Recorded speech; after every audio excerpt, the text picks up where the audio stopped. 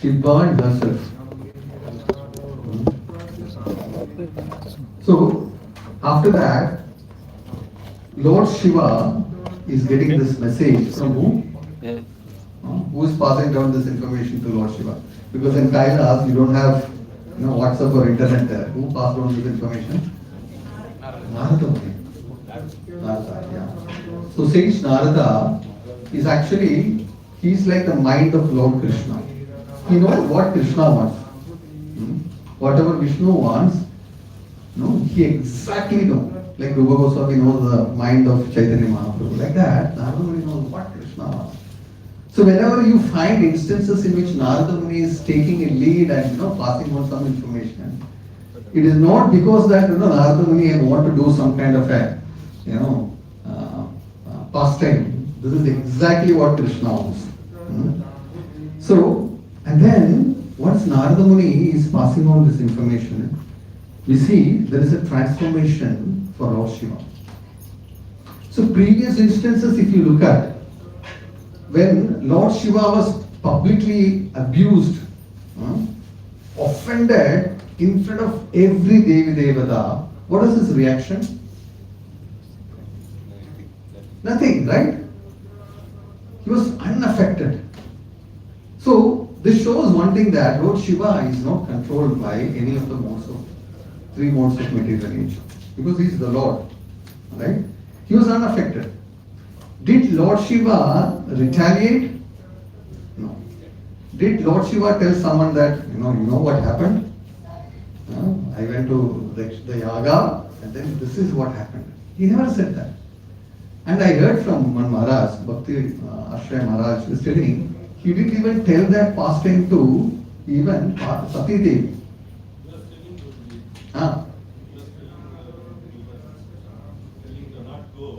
He was telling, but he never told that your father offended me. That pastime, what happened in that assembly, he never told. I'm sorry, I don't know. I couldn't find that any reference. That's why I'm quoting Maharaj telling that. He said, he never told that this happened, this pastime, entire pastime to even Sati Devi. So, because one thing is that he was not affected. Because he is the number one devotee of Lord Krishna, right?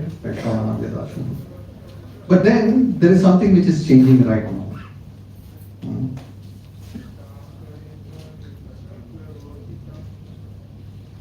So what's changing now?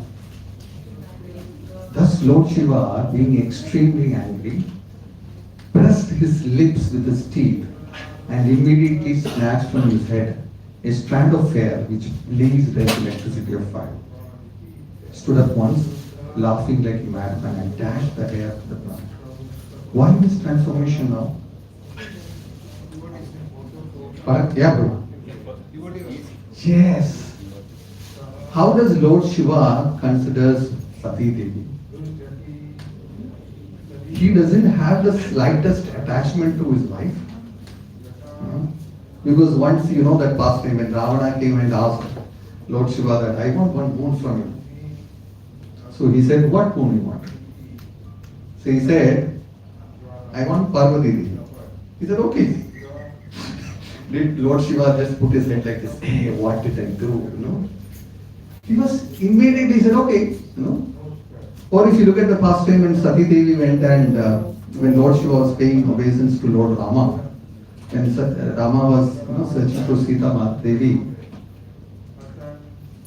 and Sati Devi was asking, why you are paying obeisance to Lord Rama? He said, he's a Supreme Personality of Godhead. But he doesn't seem like Supreme Personality of Godhead because he's crying for his wife. Rama is attached. I can see that you are not attached. But this person is attached. So why do you want to pay obeisance to this person who is attached? Then he told that, trust me, because this is Supreme Personality of Godhead and this is Leela. So you know that pastime, right? So there, Lord Shiva, after Sati Devi, she disguised herself as Sita Devi. Lord Shiva, next time, he looked at her as Sita, right? He couldn't have that affinity that she is my wife.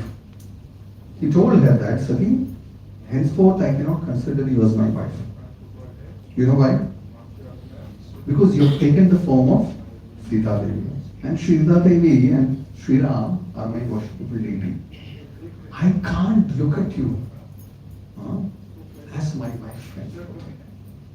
Can you imagine, after initiation, sometimes your spouse also take initiation. How do we treat our spouse even after taking initiation? For us, there is no change. I remember one time, one devotee, they came to our house and they saying that, Prabhu, after initiation, you should treat her like your god brother, or god sister. We will come to that pastime probably later.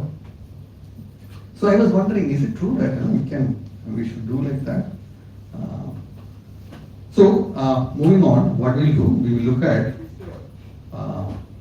how, since it is Lord Shiva, let us glorify Lord Shiva for some time.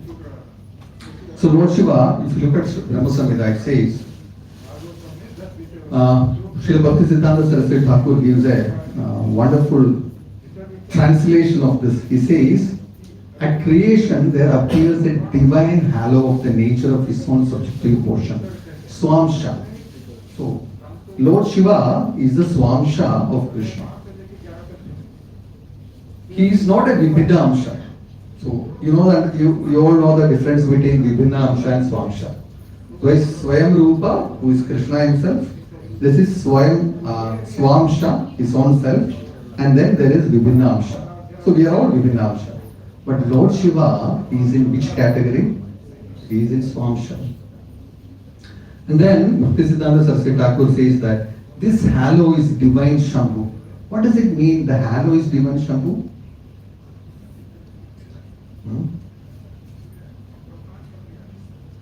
This halo is the dim twilight reflection of the supreme eternal effulgence. Lord Krishna has a supreme eternal effulgence. We understand that sometimes as his Brahma Jyoti. But Lord Shiva is a dim halo of that eternal effulgence. So in that sense, he is the eternal effulgence, but it is little dimmed. Probably it is not that 100% effulgence, it is just dimmed. Twilight. So you understand the difference between twilight reflection and the sun. The sun, when it is highest, is very effulgent. But when it is having the twilight, it doesn't have so much brightness. So he says, Jyoti Rupa Sanatana. That is what he says. And Lord Shiva is the Jyoti Rupa. And if you look at the pastime of Lord Karnagadashai Vishnu, he creating the material universe, there also it says that when Lord Vishnu or Karnagadashai Vishnu looks at the material world, there goes an effulgence from his glance. And that effulgence is Lord Shiva. So, and then again if you look back to that sloka,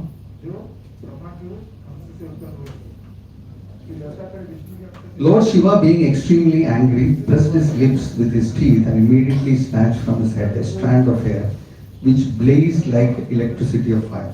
So Lord Shiva's hair was blazing like electricity. It was effulgent. He stood up at once laughing like a madman. Interestingly, Prabhupada says that he was laughing like a madman. But the entire sloka, you cannot find any translation in the Sanskrit where he is telling that he is laughing like a madman. It's only telling Hasan, if you see here, right? Hasan. But Prabhupada added, little more portion to show that he was laughing like a madman. So in this angry mood also, he was actually, he was laughing.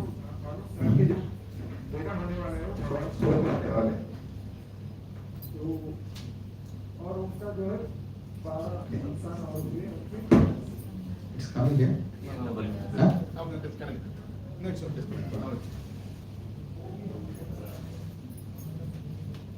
So how special is Lord Shiva? Hmm. So when Samudra Mandan was happening, you know what happened, right? All the devatas went there to drink Amrit. But one person he didn't go. And who was that person? Lord Shiva. And Lord Vishnu was missing him. Oh, when all the devatas are here, how come my best friend, Brahma says always in Bhagavad Gita, he says, you know the difference between me and Lord Shiva? When Narada Muni goes and express. He says, whenever I commit some offense, the Lord chastises me. But whenever Lord Shiva does some mistake, he never chastises him. So this is the difference between me and Lord Shiva. Whatever Lord Shiva does, the Lord is not angry with the Lord Shiva. So Lord Vishnu was feeling like, where is my best friend? He is not here. So after this pastime, when the Kalakuda Visha came, he told all the devatas that there is only one person who can do this. Who is that? Lord Shiva. Then they all ran to call Lord Shiva. And then Lord Shiva, when he came, devatas came, asked him, so, oh my Lord, even Lord Vishnu also went there. And then Lord Shiva was wondering, how come all the devatas are here and Lord Vishnu is also here? My worshipable deity is also here. And then they said, no, we need a help from you. What is the help required? Drink poison. So Lord Shiva is telling, drink poison? Okay, let me ask my wife. And then he consults with Parvati Devi, and the devatas are feeling bad. Now no point. Parvati Devi will never allow. Will you allow your husbands to drink poison? Sometimes,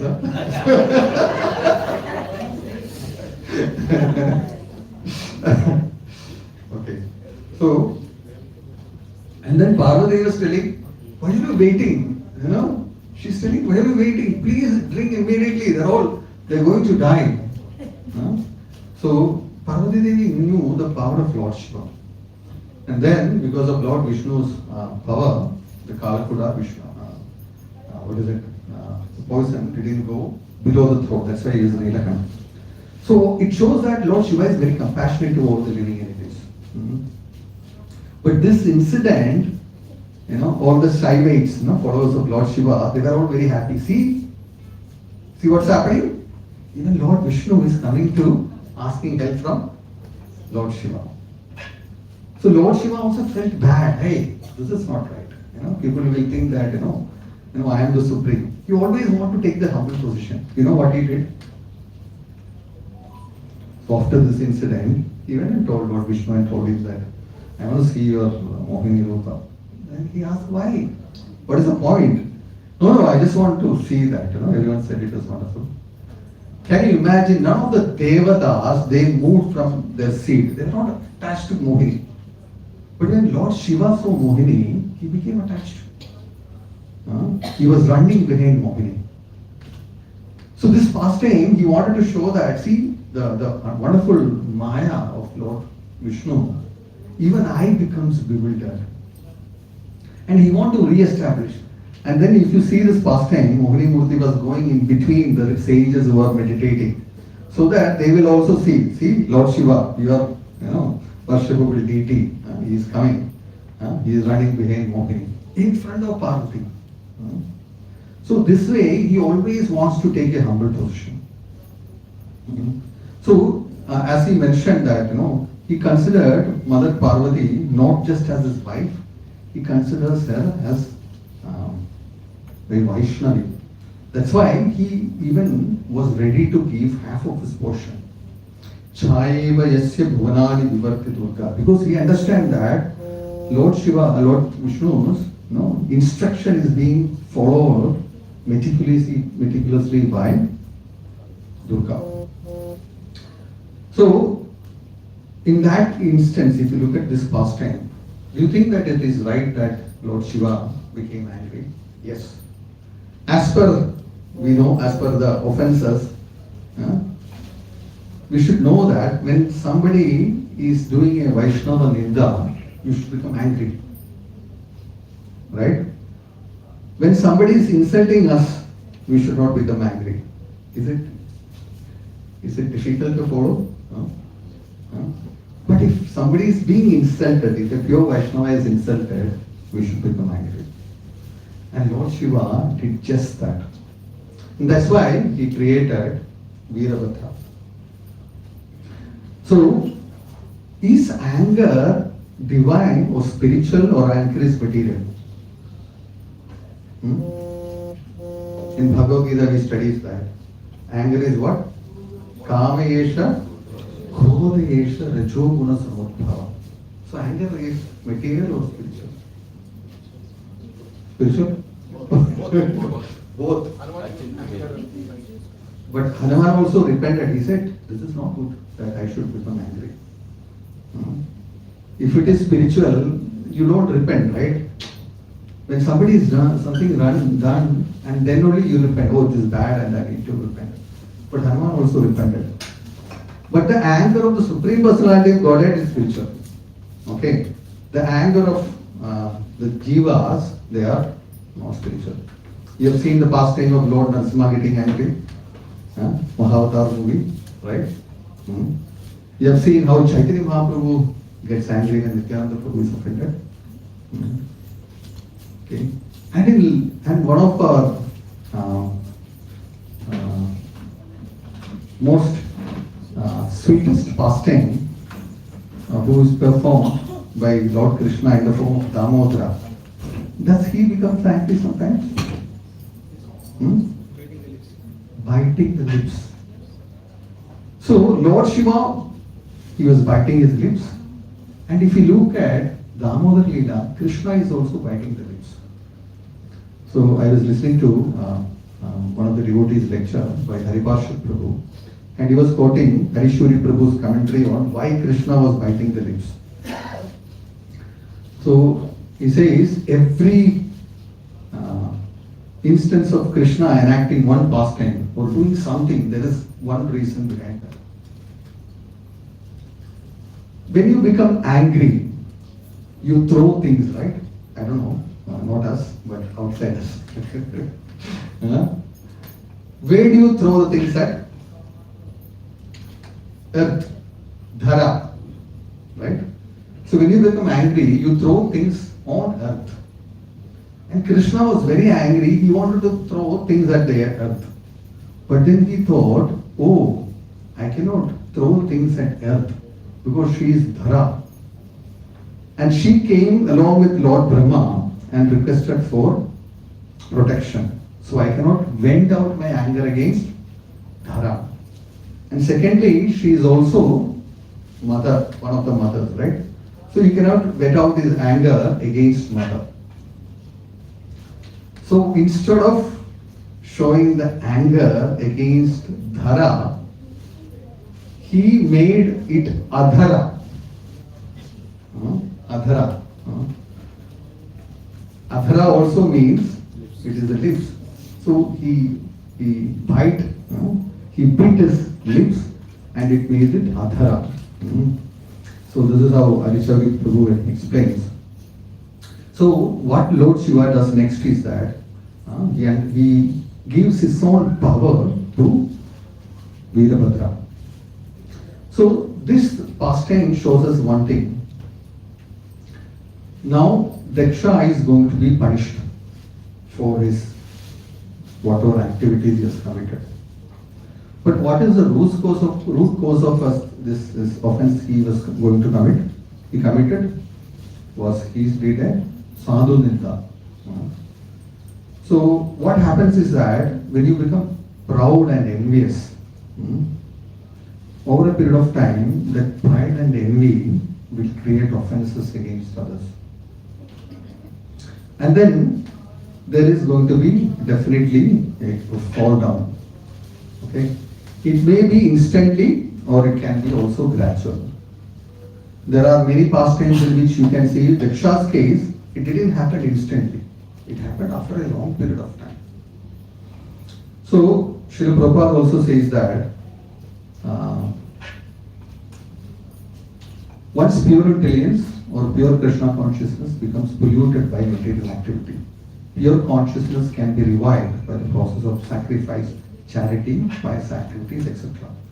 But when one pollutes his Krishna consciousness by offending a Brahmana or a Vaishnava, it is very difficult to revive.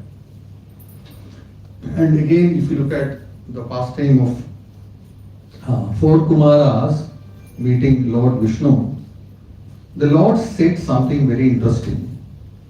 He said, these attendants of mine, Jaya and Vijaya by name, I have committed a great offense against you because of ignoring me. Why did he say that? Ignoring me, it is an offense. Kadharti krityamam. That's what he says. Kadharti krityamam. He says they offended you because they ignored me. What does it mean? But actually we know they didn't offend the Lord Vishnu, right? They didn't ignore Lord Vishnu. They were taking care of Lord Vishnu. But why is that Lord saying, it is a great offense because of ignoring me? How did they ignore? Consulting? Without consulting? What is? Because the Lord likes Brahmanic principles. So what his instructions, he feels are ignored. Yes, so that is another understanding. Yes, Maharaj. We also know, where does the Lord reside? Sadhavo Hridayam Mahyam. Where does he reside? Inside the heart of the devotees. So when the Lord is residing inside the heart of the devotees, when Daksha was actually doing an offense against Sati and Lord Shiva, this was actually Vaishnava Dinta. It was actually ignoring Vishnu. So any person who criticizes, who does an offense against devotees, that means they are ignoring Vishnu. And there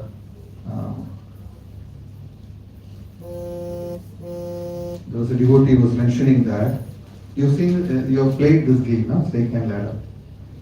So there are snake and ladder is almost like their devotional life. You know why? Sometimes you do some activities, you do a 64 rounds japa. You feel like, elevated. But when you do some kind of an aparadas, again it is like, the snake is engulfing us. You come back to our lower stages. But if you reach 90s, 98, and then do the biggest aparada, which is, the Vaishnava aparada, you come back to the lowest point. So, Mataji was mentioning that, be careful about this. Let us not play this snake and ladder game in devotional life. So if we commit this aparad, okay, unknowingly or knowingly we committed, who can save us?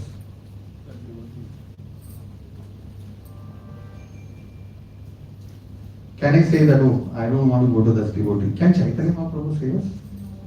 No. Why? The pastime itself is there. Sachimata. Did Lord Chaitanya forgive Sachimata? No. So Chaitanya Mahaprabhu cannot forgive us. Probably there is somebody who is more powerful than Chaitanya Mahaprabhu. Nityananda Prabhu. Can he save us? What do you think he can save us? You know the pastime of Nityananda Prabhu and Ramachandra Khan, you know the pastime? So Ramachandra Khan insulted Haridas Thakur. So what happened to Ramachandra Khan after that? We know that Hirabai was liberated. She became Lakshya Hira, right? What happened to Ramachandra Khan? Pardon? No. That was Chapal Gopal, no? That is Chapal Gopal pastime. So, Ramachandra Khan, he was okay. He was still having all his position. He was enjoying all the position. And Chaitanya Charitamrita, he speaks in Ante Leela about what happened. I think fourth chapter. He says, Later he offends more. yeah, he commits another aparadha. So once you commit an aparadha, you get more power to do more aparadhas. So Ramachandra Khan, one day, Nityananda Prabhu came to his village. And when Nityananda Prabhu came to his village, he came to, in Ramachandra's house, there is a Durga Mandapa. And Nityananda Prabhu came to the Durga Mandapa. Imagine the Supreme Personality of Godhead, the most merciful incarnation who is distributing Chaitanya Mahaprabhu's mercy. He is coming to Ramachandra Khan's palace. He didn't go and meet Nityananda Prabhu. He sent his servant and told that, ask Nityananda Prabhu to go away. Or if he wants, he can go and stay in the cow shed. And Nityananda Prabhu simply smiled. He said, I will not stay in a cow shed where cows are being killed.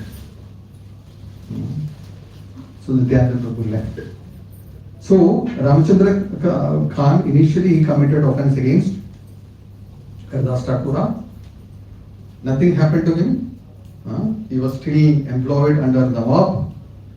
But after this incident of Nityananda Prabhu being insulted, Ramachandra didn't feel anything bad. Imagine his name is also Ramachandra. Somebody who's always thinking about his own name, right? And then, after that pastime, 1 week later, Nawab came to know that Ramachandra Khan was not giving the entire tax back to the government. So he came with all his army. He actually killed all the cows. He destroyed that Durga Mandapa, and they cooked cow meat in that place. And then whole village suffered because of Ramachandra. One person's offense, the whole village suffered. So Nityananda Prabhu also, we can't go and take shelter. Somebody is more powerful than Nityananda Prabhu. Maybe Guru. Guru says that, no? No? Probably Guru can help us if we do Vaishnava Prada. What do you think? Yes? No. Prabhu is telling, Kirtanesh Prabhu is telling no. So again we can look at the pastimes of Rupa Kaviraja and Hemalata Thakurani. If you remember that pastime. Rupa Kaviraja was actually, his Param Guru was Krishna Charan Chakravarti, who was the Guru of Srila Vishwanath Chakravarti Thakur. And he went and took shelter of him, and he started learning scriptures, and he reached the level of bhava very quickly.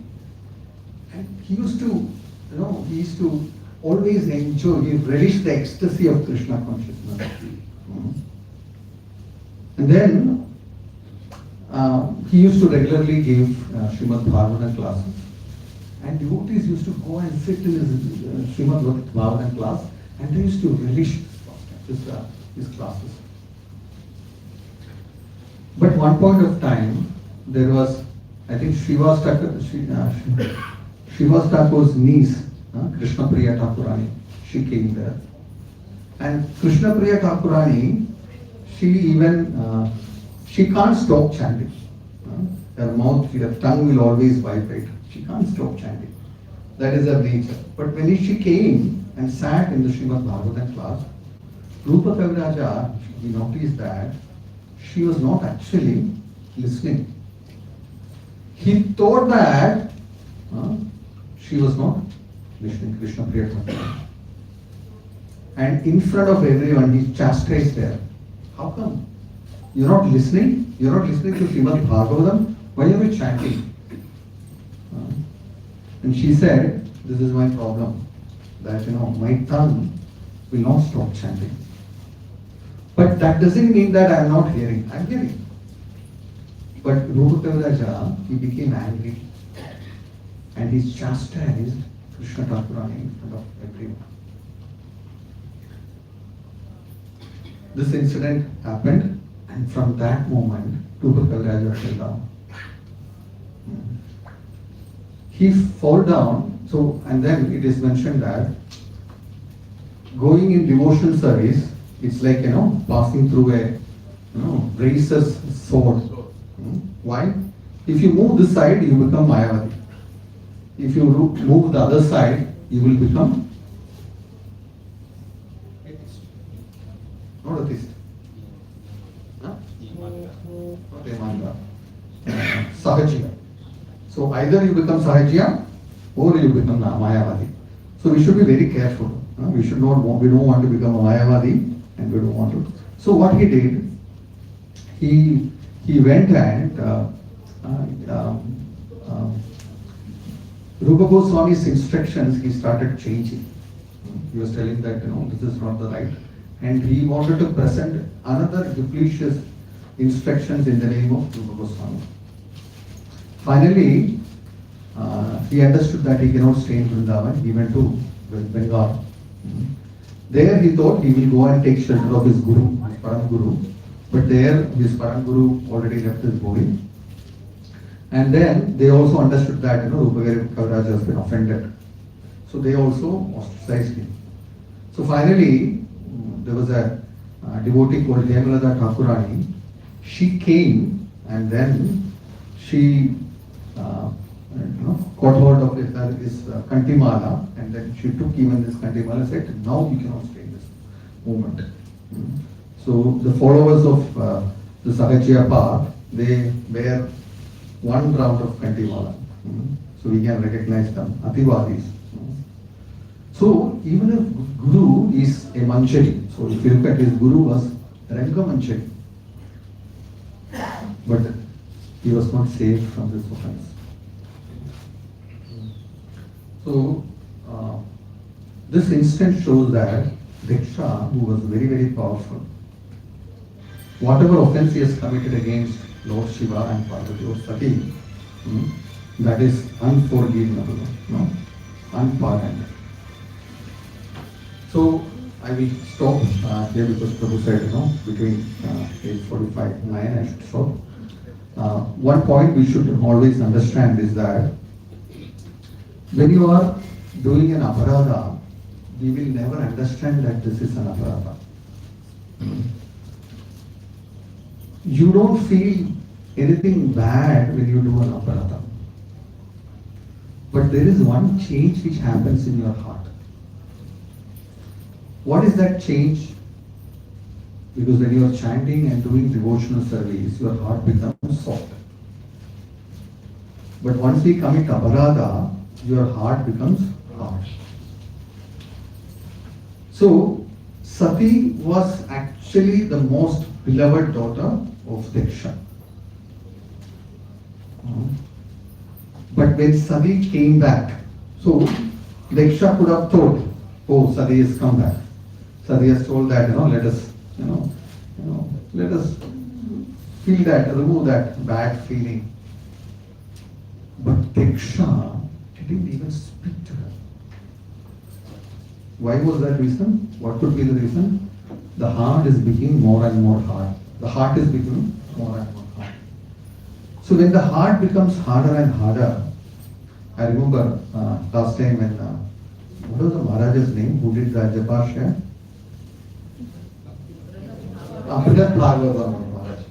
Maharaj is telling something which struck me nicely was that when you do aparadha, when you are chanting, you will not be able to hear the name. Sometimes when you are chanting automatically, we understand that, we sometimes we don't listen. But with your full attention and focus when you chant, still if you are not able to hear the nama clearly, Maharaj said this is because of offense. And you remember after that he said something? Go and mentally or physically beg forgiveness from everyone. And then what happened? It was clear. So this is very important instruction for sadhakas, that even the holy name, who is the most merciful of all the incarnation, when we are coming to the holy name and doing the seva or service to the holy name, we should always think that the holy name is having the full potency of the Lord. Sometimes I also feel that I am like Ramchandra Khan. You know why? When you are chanting, if you are not focusing on the chanting, this is like neglecting the Hare Krishna Mahamantra, right? Who neglected Hare Krishna Mahamantra? Sorry, who neglected the Supreme Personality of Godhead when he came in the form of Nityananda Prabhu? Ramchandra Khan, right? So when we are chanting, we also neglect the Hare Krishna Mahamantra, and our thoughts are in something else. That point of time, we should also feel that, hey, this is not right. This is that I am neglecting the Lord. So what happens when we neglect the Lord, which comes in the form of the merciful, the sound vibration? He also will get offended. So I take this opportunity to beg forgiveness from all the wonderful Vaishnavas here. So kindly bless me and forgive me all the unlimited offenses I have committed against all the devotees assembled here. Vanchakal Padrupyascha, Kripa Sindhurvyevacha, Paditana Bhavanebhyo, Vaishnavebhyo Namo Namaha, Ananta Kori Vaishnavanta Ki, Srila Prabhupada Ki, Jai. Hare Krishna. Thank you so much. Prabhu, any additions or deletions or any mistakes, Prabhu, please correct. Or any questions, if any.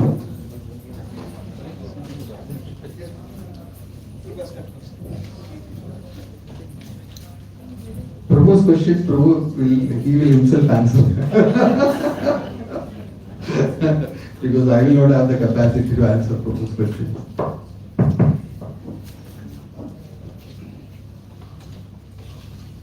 Hare Krishna, Hare Krishna. nice class, Prabhuji. So, we were focused on a subject of offense. Now, devotional service and chanting holy name means there are three subjects are involved. One is the Supreme Person Godhead, Krishna, not different from the holy name. Second is the living entity, the Jiva V. And the third is the process connecting between us, devotional service, chanting the holy name. So my question is very simple. Who is most merciful? Of the three, Yes. Vaishnavas, Prabhu. Because The merciful in the sense who is most merciful to forget all the offenses, because we reached till Guru but we did not go further. I know you said everybody we should. Yeah. But out of the three, who is most merciful? You given the example of Jaya Vijaya. Even though they came down but still they gone back. You give the, of course we know that when the Guru rejects there is no hope. Even our Guru Maharaj said that. But still the question remains, who is most merciful among the three? The Lord, the holy name, and the devotee. Prabhu, I'll tell you one pastime, if I have time, small pastime. Srila Bhaktivedanta Thakura, one of his disciples, he had an affair. He was a brahmachari. So he was having an affair with a lady. And all the devotees came to know about this. So they understood that this person should not be kept in the ashram. They sacked him. When Bhaktisiddhanta Thakur came to that place, he wanted to inaugurate. There was only an ashram and then they wanted to inaugurate a temple. Bhaktisiddhanta Thakur, where is that devotee, that brahmachari, who initially tried very hard to establish this place? So they said, Guru Maharaj, he was having an affair and we chastised him and we sent him away. And then he said, bring that brahmachari back. Give him shelter. He said, unless you do that, I will not inaugurate this place. And then they said, he has done this and then it is not good that you have rejected him. He said, I may have rejected him, but you all should not reject. Because when it comes from the parampara, the mercy increases. Prabhupada has given us mercy, and when you go down again, the mercy expands. So you should give him shelter. I may reject him, but you should not reject him. So Prabhu, if you think at that past time, I think the Vaishnavas are more merciful in that case. Hare Krishna. Hare Krishna. Thank you so much, Prabhu.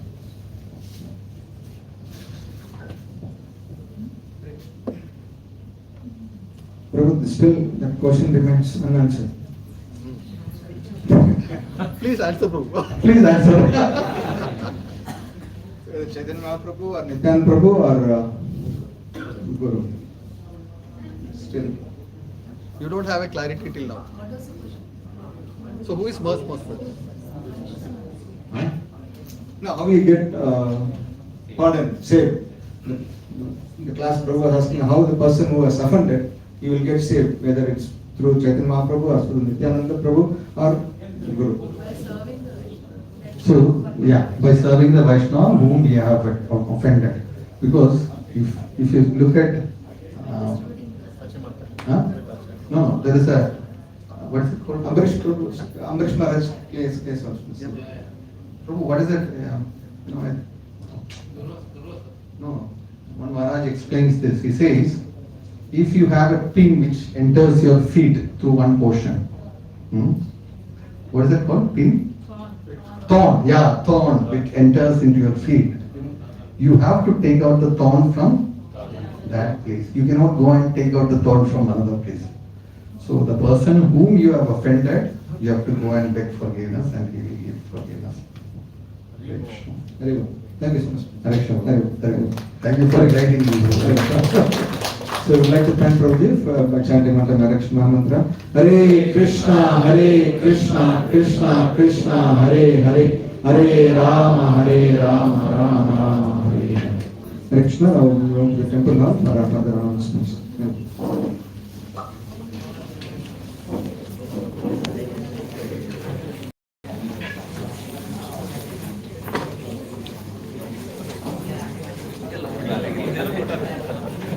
Balaram,